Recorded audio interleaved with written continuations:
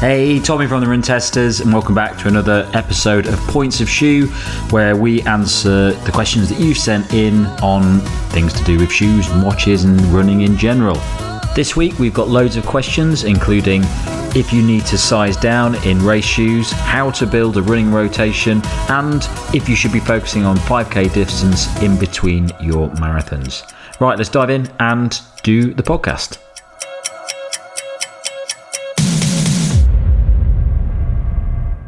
Right then, Chief, what's going down? Hey, not a lot. Not much has changed since we last spoke. Fair to say.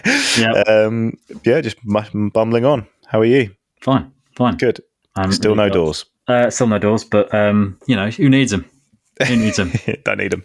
Don't need them. No. Like them, but don't need them. Yeah, they are useful sometimes, but yeah, maybe I'll get some at some point. We'll see. See if the mood takes me.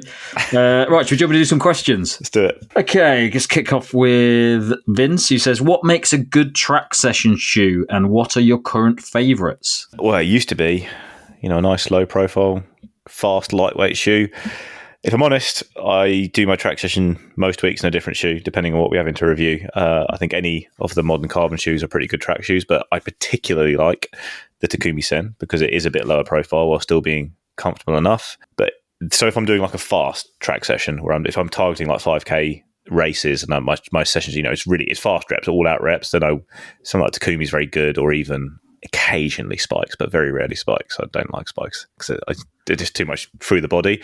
But if I'm in marathon training, I'll be doing long sessions on the track. I will just use a comfortable carbon shoe to mean I can run well again the next day. So probably not.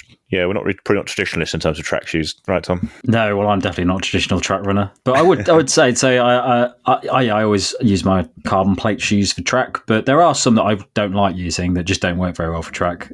I think with the Takumi Sen 10, the thing I like about that is that especially if you're doing a very short, fast track session, just feels very quick to just take off, very just nice turning around the corners and everything like that. Whereas some carbon plate shoes, the bigger ones, the ones that are really designed for marathons, I can feel like it's a bit too much shoe on my foot for this run. And there are some that I just prefer using. I wouldn't like to use like the Mizuno Wave Rebellion Pro 2 for 400 meter rep track. I used it on the track actually for that was a 20 laps continuous thing, just changing pace each lap. But I also actually I kind of for short reps care about the shoe a lot less. So tomorrow I've got a track session where I'm doing a mile, easy, steady pace, not too fast, and then some 4s, some 3s, and some 2s, and then another mile. And it's that kind of session. I was tempted to just go down in the Brooks Ghost. Like it doesn't really matter because just a pure interval of speed.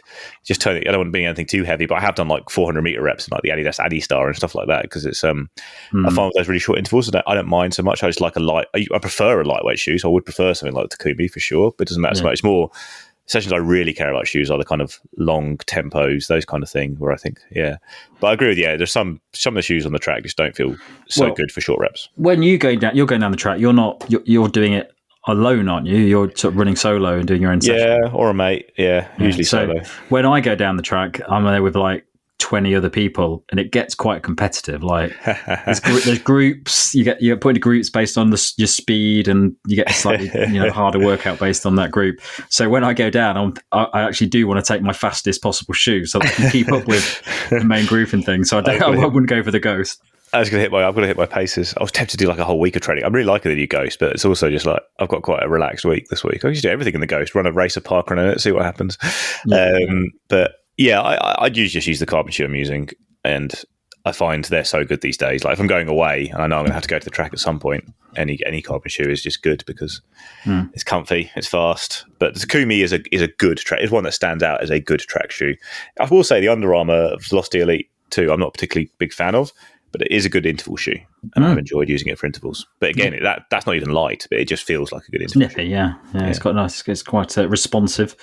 Okay, here's one which I don't think we'll know the answer to. Why aren't there any fast carbon shoes made in wide width fittings? I thought New Balance did do that. Oh, did they? What with the SE Elite B? I thought in general they usually have a wide option.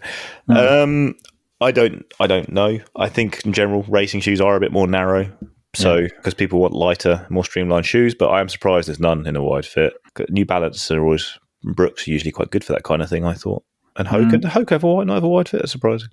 Yeah, I don't know where the carbon plate was, but I would say it's just a commercial decision that they probably won't sell that many of them. But and it's expensive to produce shoes on a different last. So I think for nearly all brands, I just don't think make a lot of money on carbon shoes. So which is why they didn't make a fuss about them for a long time, because the actual volume of sale is so low compared to the Ghost, the Clifton, the Pegasus that making different versions is probably you're right, Tom. That's the reason, isn't it? They just don't want to, it's just not worth it. It's not a business decision. Yeah. Okay, what is your individual favourite brand of singlets based on comfort, fit, and durability? Good question. The Soar singlet, I think, is my favourite in terms of just racing, and the Tracksmith one, I think, looks the nicest. Yeah, that's very good. I mean, Soar all the way for me for racing. I wouldn't use the Soar if I wasn't racing, because I just feel it's a little bit too. My body shape is not designed for Soar vests. No body shaming here, Tom. Well, it's more not so much the shape, more that I'm quite hairy, and what happens is it goes really low on my chest, so I just look. I sized down in Soar actually for that reason, because it did hang a bit low on my chest. Yeah. Not that I'm particularly hairy, but I feel a bit awkward running around in a bright. Like vest with all my chest hair showing, but I would say Soar definitely for racing. I say the best I ever race in. Tracksmith, I do really like those for sort of most of my runs. Seisky, I really like the vest of Seisky. Seisky got a really good lightweight vest. It's much cheaper than those other two, which is good. Still not that cheap, so you can go. Adidas and Nike have some good cheapy ones as well. I mean, I don't mind. Obviously, if you're a club runner in the UK and you've been a club runner for a while, you've all used like Scimitar vests and things like that, which are like, and I've used them for marathons, so you don't need to buy a very expensive vest. No. I've got plenty of vests that are like £20 Adidas ones, Nike ones, stuff like that. Absolutely fine. Just like no issues. New Balance make good vests as well. New Balance's impact range in general, I think, is a really good. Value. Solid. Yeah, and also very good fitting for people like me who are a bit bulkier up top. It's quite comfortable. Yeah, if I can wear a small probably in a New Balance and it fits fine. I cannot wear a small in a Soar. Just because it's a little bit. I'm a small in a Soar. Yeah, but we both. I race, and I mean, I bought two of our club vests made by Soar, because I do think they're just really nice for the marathon in particular. Yeah, really good. Okay, and the same person, this is from Ryan, he says, having done 600 kilometres in the Gel Nimbus 25, I've actually realised I would prefer a lower stack, lighter shoe for my recovery runs. I am 6 foot and 68 kilograms, and they feel like cinder blocks. What are your thoughts on, you guys' thoughts on how bulky recovery shoe category is becoming? Well, you like bulk, but you don't like all the bulky ones. You like certain ones, right? I mean, there's a big difference between certain shoes. So you look at something like the Hoka Bondi 8. That is a bulky shoe which offers nothing back. It's just a bulky shoe. You do love to bag on that shoe on this podcast. Well, it's just a perfect example of a bad bulky shoe. But I'm not even like amazing fan of like the Gel Nimbus 25 or 26. I think they're fine. I think they're good. Yeah. I think there's a thing with it's quite easy to go into a shop and look at a high stack shoe and go, that's great, that'll work for me. But if you look at something like the Tribe 22, the geometry of that shoe and the style of it just doesn't work for my style of running. And I don't like the foam in it, even though it's one of my favourite foams in other shoes. I know there's a slightly different version of it. But I would say there are shoes that are coming out that are probably a little bit less so, like 1080 V13, which is not as bulky and max cushioned as some of those big shoes, which I would wear for the same reasons. So we talked about. I can't remember when we talked about it, about the future of running shoes and stuff. But one of the things that we hope to see in future is that some of these foams actually start getting a little bit smaller, but still offer the same benefits you get from. Yeah, I think they come off. I think I'm 6 foot 68 kilos, so this might be relevant. And I don't like using a big shoe, but I think I have a lower stack shoe for recovery runs than I do for racing. I prefer a lower stack because I prefer just in general a lightweight shoe, and so what I like as my recovery shoe is more the daily trainer category these days. So the Velocity Nitro, the Ghost and the Glycerin, and the previous version of the Triumph, they're probably about as cushioned as I'd ever go. And I just don't like a shoe that's it's just a bit too much. Just not necessarily even in size, because I like the Nova Blast. That's a very high stack shoe, but it's just got a different feel to it. I just prefer a lighter. When I'm tired and I'm mooching along, I like a lighter shoe, to be honest. Like, just because it just feels better. I'm moving slowly, but the lightness isn't helping me run fast. It's just helping me run with my normal gait. But it might be a rocker I also like on a shoe, so that obviously helps as well. So even the Mac I like as a really nice recovery shoe. Yeah. So yeah, if I was this, what was his name? Ryan. So in the exact same boat, I wouldn't use the Indianapolis. I would use the Velocity. I'd use this new Ghost is pretty nice, or the Glycerin I really like as well. And just a shoe like that, dependable shoe with a good outsole that feels good at the end of runs, doesn't get too squishy, doesn't try to do anything too fancy and get too squishy as a result. Okay, and this one follows on a bit from that. So this is from Ross. He says, recovery run shoes purely for absolute plodding when your legs are done from hard sessions. The softest, most squishy shoe. I love my Invincible V2, but a replacement is imminent. Nimbus 25 are nowhere near as soft, so is anything softer than them? I think the 1080 V13 is a shoe that I would immediately comes to mind in this category now. It's really, really soft. Softest shoes out there, yeah. So super soft. Class F7? Yeah, but it's not low. It's not high stack enough, so it's not that soft under the forefoot, I think, after a while. But it is soft. I mean, the 1080 is definitely the standout. I think if you're looking for that squishy softness these days. I'm struggling to think of another Max Cushion shoe that's got that much softness in it. You could just go with the Invincible 3, obviously, which is soft, but...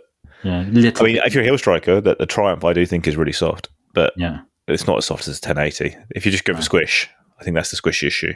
It is a squishy shoe. Lovely bit of squish on that shoe. It's a New Balance 1080 V13 in case we weren't clear earlier. Yeah, okay. Willem says, this is quite a long one, so I'm just going to have to work out. Love your podcast and your YouTube channel. Highly value your insights. With my limited budget, I need to look for bargains.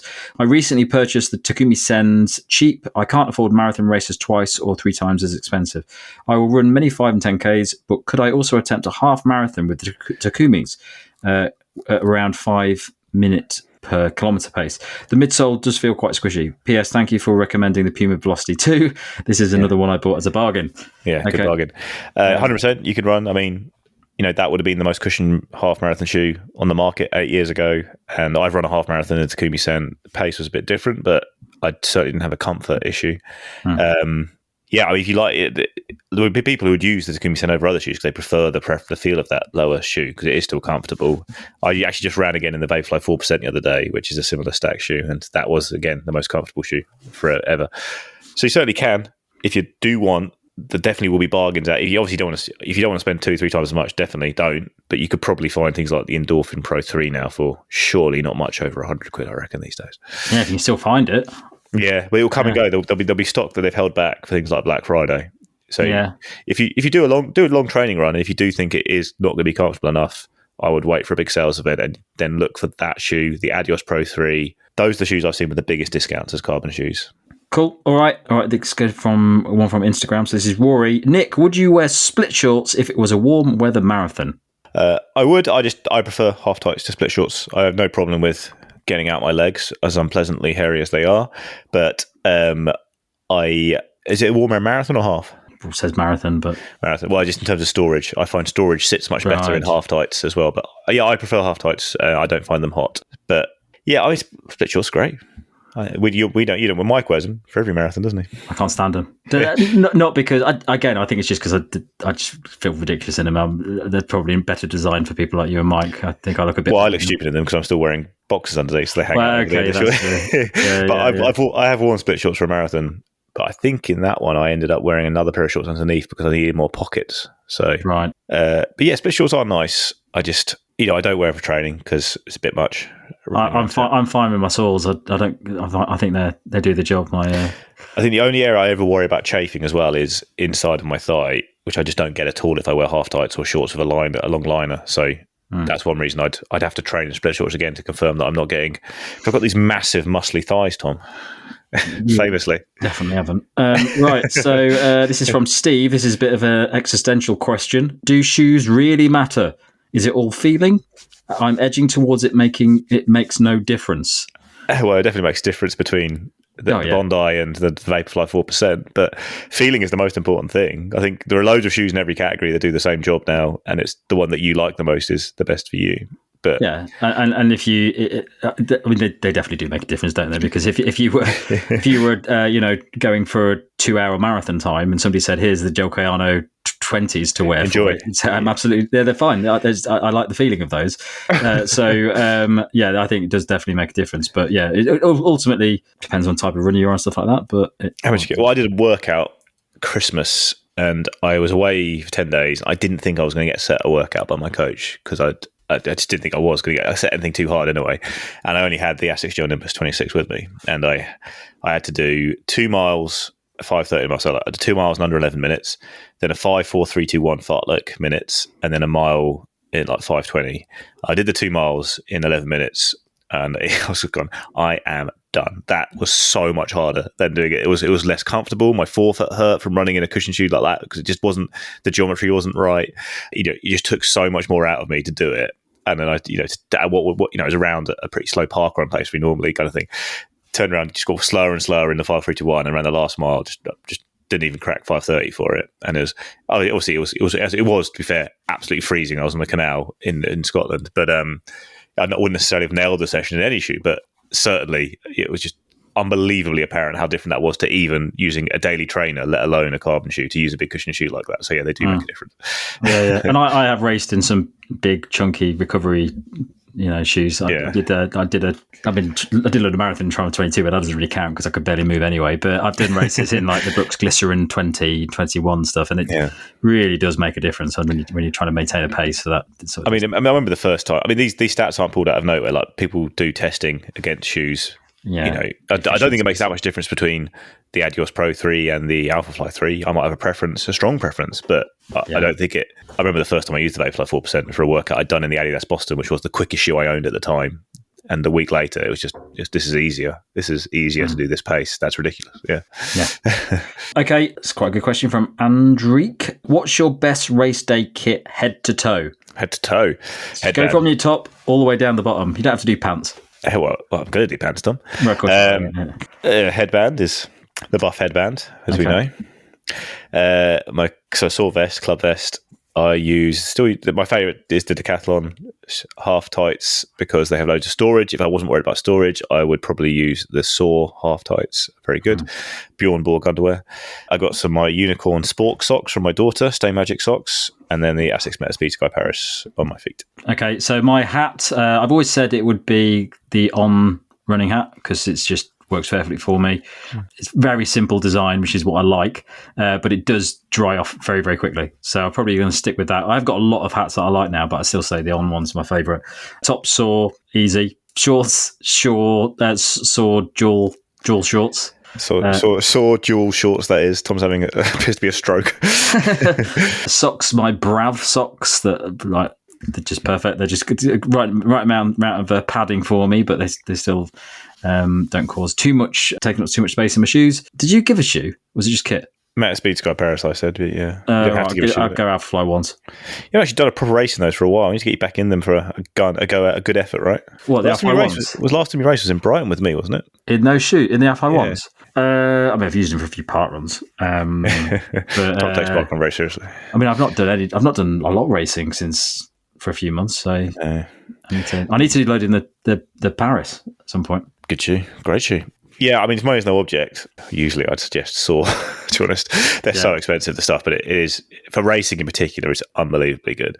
But well, sometimes when I've got friends who are into running, and it's like their 40th birthday or something, we will club together and get them some Saw because you know that any runner's going to be like, this is great, I love it. But there's some things you could buy and they'd be like, I don't really like that brand, or I'm not interested in that. Saw, they're always happy with because it's like very expensive. Okay, so this is a tough one. It's also from Rory. Should race shoes be a tighter fit to easy day shoes? Should you size down half a size? I would say don't size down, but they are, because brands usually do it for you. And I do prefer a tighter fit in racing shoes. I think it's a preference thing, but in general, they, especially 5K, 10K, I'm not worried about my toes bumping in the front. I just want to get, racing fit, a lighter shoe. But I wouldn't necessarily size down because some brands, New Balance in particular, used to be crazy for sizing down their race shoes. And things like the Adios and the Boston always were famously much tighter than Adidas's other shoes. So I wouldn't size down automatically, but I do prefer a tight fit for racing. Yeah, and brands, I think, do tend to make them tighter because one of the things you want on race day is to have a very secure upper. If they were too loose, people would complain about them, basically, because you turn a corner and suddenly your foot starts coming out the shoe. No lateral movement is key. Yeah, so good lockdown. Generally a thinner upper as well, so less padding. So the brand size it down a bit as that because they're not having to adjust for padding and things like that. Account for padding, sorry. But yeah, it's preference. Some people might not prefer a tighter fit at all, but I definitely do. Some people, a lot of people do tend to wear thinner socks as well for race day. That's true. Just because the shoes are a bit tighter. You're not bringing out your cushioned Bridgedale socks for race day. So yeah. Okay, this is another one from Rory. He's really been sending a load in. Can you race in super shoes straight out of the box, or do the foams need to be broken in? Good question. Don't need to be broken in. You certainly can race in them, but I would definitely always run in them if you can. I've raced in super shoes out of the box over a marathon, and it's been fine. But we test a lot of shoes, and our feet are quite okay. It depends on the shoe. I think there are some foams that, straight out of the box maybe a little bit firmer than you're going to experience a bit later on in running. You may get a 30k, 40k in, it might be a bit softer, and you might prefer that. Sometimes we try a shoe and you run 30, 40k and you think this is amazing, and then you get to 40k and it's softened up and you think, I don't really like it as much anymore. so I think it depends on the shoe, but I mean nowadays most of the foams and everything are pretty bouncy and squishy. It's not like getting a super hard EVA foam that's exactly squished a bit. The only super shoe I've tested in the last couple of years, what I think the ride improved significantly after first run was the Adios Pro 3, which I did feel was a little bit less stiff and more bouncy after one run. But I would definitely always use my shoes before a race if you just bought it's just to work to see how they feel. But yeah, I don't think a break-in is necessary. I see a lot of people who now delight in bringing box fresh shoes because in theory they're the most effective the first time you use them. Yeah.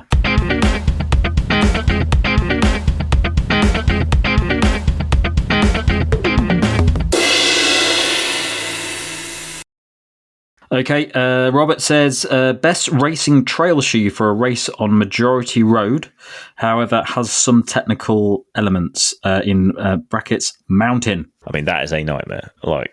Yeah. I thought we had this question before, maybe. I have no idea. We had a similar one. Yeah. If it's proper road and you're going to absolutely gun it, I would be tempted to take a pair of shoes with me for the mountain because if it's an actual mountain with rocky, jagged, slippery trails, then you need a pretty serious shoe.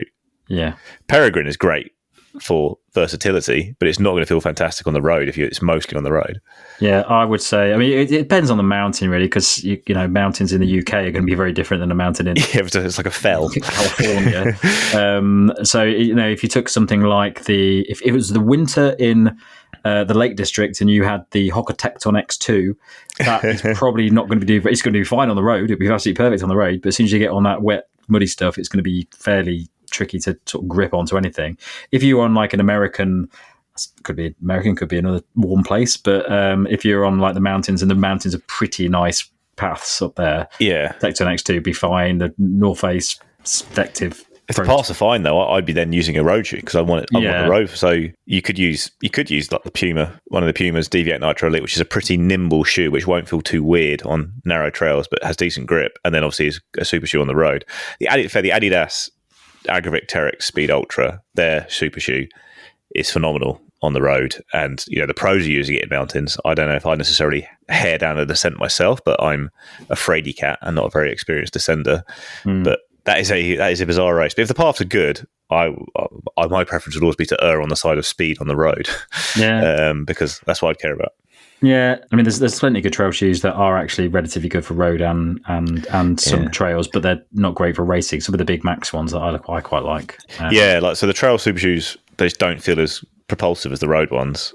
Yeah, but I mean, if it's a bizarre race. If it is 12 miles of flat roads and then a mountain, then another 10 miles of flat roads, I would take two pairs of shoes, I think. Depending on the mountain. Let's do your ones. Oh yeah, I got a couple here from the inbox. These are both from Lee Burford. Good questions, very good questions.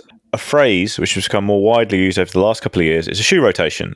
What would your considerations be for putting together a rotation for a club runner who is focusing on half marathons and a marathon? These like road, sort of Valencia he's talking about in the Super Half Series. These are fast road marathons and half marathons. Mm-hmm. So considerations would be, Tom, how would you build a rotation for that? I would probably base it, it's hard because I know I don't want from scratch, but I'd probably first think about, knowing that I'm going to do the marathon, knowing that I'm training for a marathon and I'm going to have to race at some point, first one I would get would be the race shoe, because the race shoe you want to test out a few times before the race, and it's probably quite a useful one to sort of gauge what the other shoes you need for it are. So I would pick the race shoe based on what you'd like. Are we actually picking specific shoes, or are we just saying how we do it?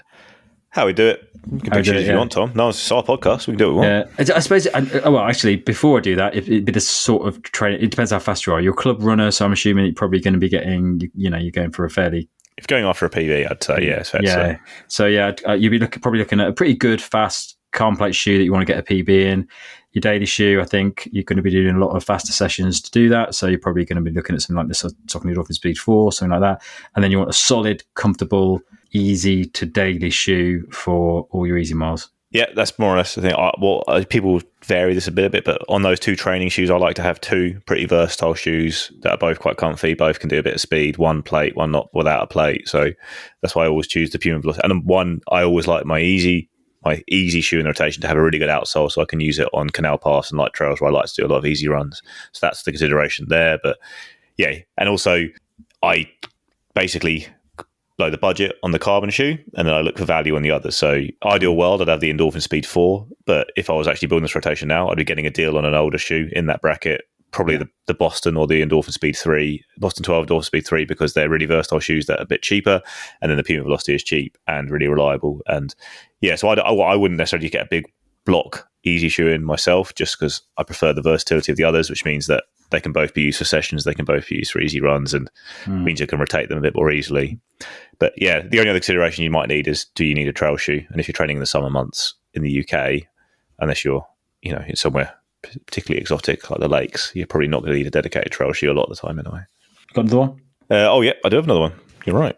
So Leo Burford also asks, in a recent pod, Tom's always bemoaning, that it was hard to judge his pacing efforts due to the windiness of Brighton. What are your thoughts of training to power? Obviously, it's very important for cyclists. It's popping up in some running tech like foot pads, and loads of watches now do it natively. I think pretty much all the major brands now do power natively. Tom, power, you ever used it?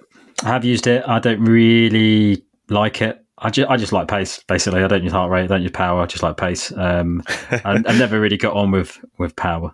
How about you? I know you've used it a bit.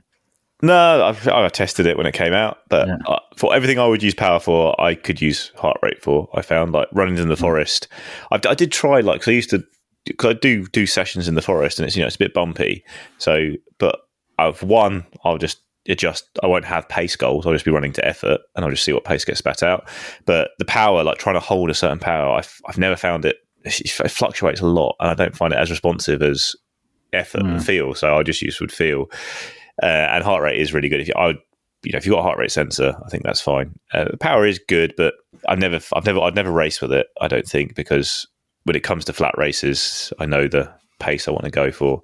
But mostly it's, if I'm going to do a session, I'm either doing a session to pace, in which case I will go and find somewhere where the wind isn't a factor so much, like the track or a loop, that kind of thing, or I'm doing it to time and effort, in which case I'm not that fussed about what the actual hard numbers are. It'll just be, I want to make sure the effort is even throughout the session. Yeah, I think if I was, my problems of running on the seafront with the wind, I think I probably, if I really did want to do something at the seafront, it would be heart rate. I would use. We didn't need Kieran on this because he had his power phase, didn't he? He did love power when it first was getting used and stuff. We used this. I had a stride pod and I used it a lot, but mostly because at the time it was a very accurate way of doing pace. And now GPS is better than the stride pod for pace. Stride's pacing hasn't really worked for me since I started changing shoes so much.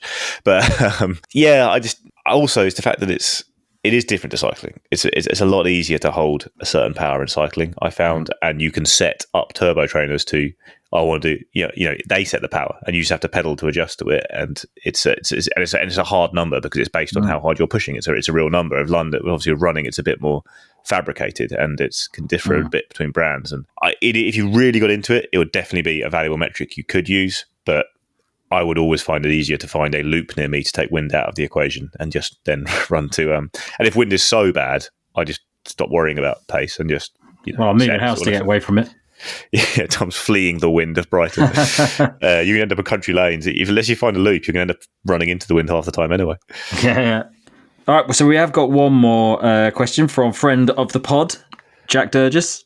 Lovely to hear from Jack. Always a pleasure to hear from Jack. So Jack says, keen to hear your thoughts on summer racing for the shorter distances. How best to structure the week if racing regularly? How often can you really attack a 5k PB? General thoughts on the value of improving something as short as your mile PM when your ultimate goal is the marathon. So I, and this is led by my coach, are huge fans of going after short stuff as the start of a long-term build towards a marathon. In theory, marathon for me is still a speed event. It's an event where you're learning to hold a fast speed, and it makes it easier to hold a fast speed for the marathon if you're holding faster speeds over the short distances.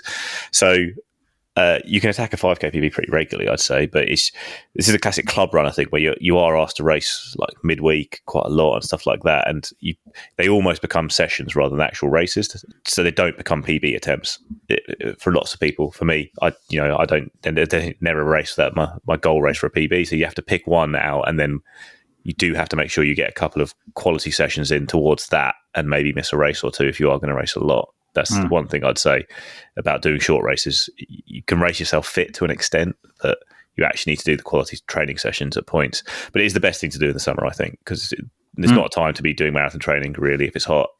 Hotter. It's not actually hot here, but and it's a good mental break. And if you put a summer of speed in and do well over 5k, 10k half marathon, even the mile, you start marathon training, and the pace that seems so daunting for your marathon that you had to hold just doesn't feel daunting anymore. I think a lot of marathon is a mental adjustment. The idea of running out 3:28 per k in London Marathon, and when I first was trying to go sub 2:30, the idea of running 3:33 per k, just for anytime I'm running that fast, that feels ridiculously fast. I'm never going to do that for marathon, and it's just the mental game of bringing that pace into a realistic frame is helped a lot by going out and smashing halves and 10ks at much faster paces.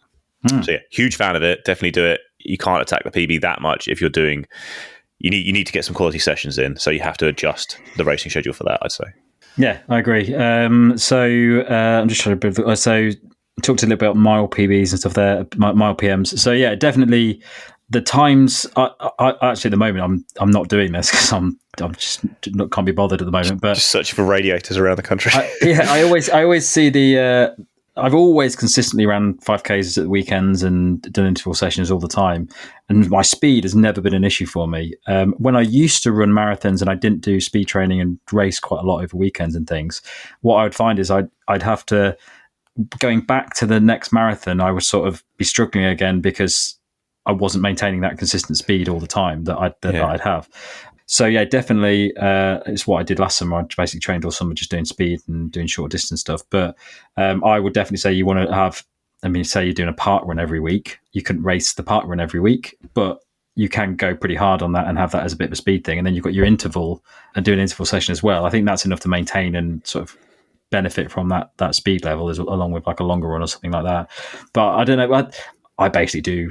Last summer I was basically trying as hard as I could every Saturday at parkrun, and my times were going down. I got down to like my fastest I've ever been.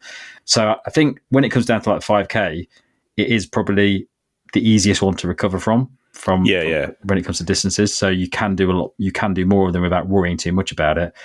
But you're not going to be logically. You probably go, if you're going to go for a PB, you probably go, actually, I'm going to try it every 3 weeks or something like that, and then train harder for it. It's just, I think even if you have got a lot of on the agenda, I would pick one in your mind and go, that's the one I want to PB at. So I've got a 110k, and I go, that's the one I want to PB at. That's the one I've got to judge the training for. And yeah, like I said, I had a mate who did like a series of 5k track races over the summer and just didn't get any quicker. He ran them all pretty much the same pace. Like, well, you need a break to do the training. To get quicker.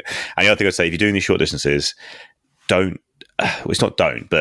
you will benefit massively of those distances by maintaining the kind of mileage you're running at the marathon, if you can, safely, and without hurting yourself.